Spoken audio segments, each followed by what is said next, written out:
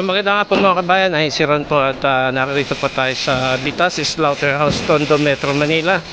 At may ilang parte nga po dito sa slaughterhouse na mahagi po para po sa project ng vertical housing project ni Mayor Isko Moreno.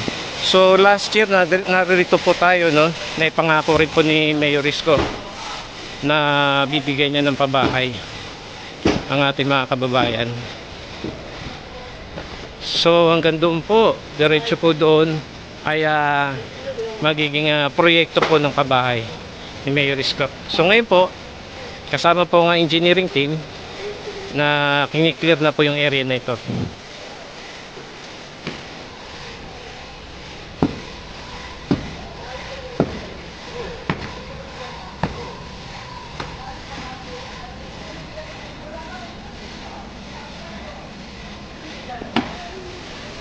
So 14th floor, no, itong gagawin po ditong housing project. Ako si Andre. Diyan. So, kahit pa paano. Doris, ito ang housing.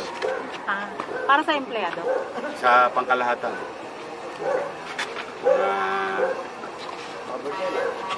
Illegal settlers, mga na for demolition na yung building, tapos mga empleyado. 3,000 square meter yan na lote. So para whole community, may sports facility, entertainment, may trabaho, tapos may bahay. Ilang pamilya mo? Marami doon. Marami doon. Oo, libo. May awa ang Diyos, may awa ang Diyos. Vertical, sir? Vertical, yung in-city vertical house. So nung nakaraan po ay naririto po ang clearing team din po dahil meron din pong ilang manggagawa na nagtayo po rito ng mga maliliit na bahay, no. So yun po ay kinlear at tinanggal po yung iba. So ngayon wala na pong nakatira dyan.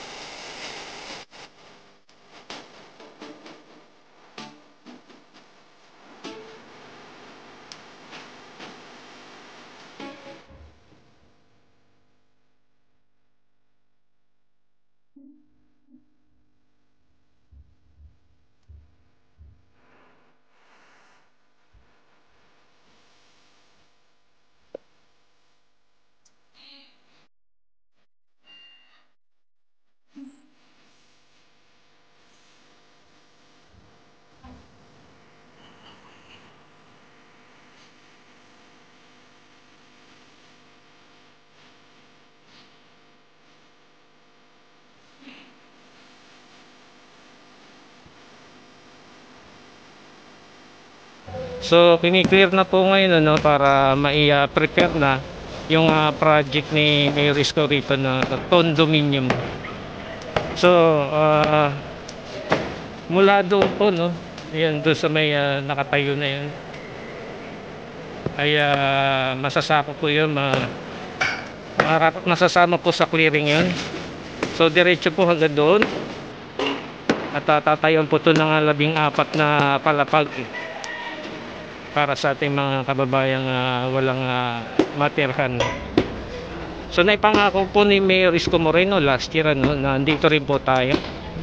Naipangako niya po, no, nabibigyan niya ng pabahay ang ating mga kababayan.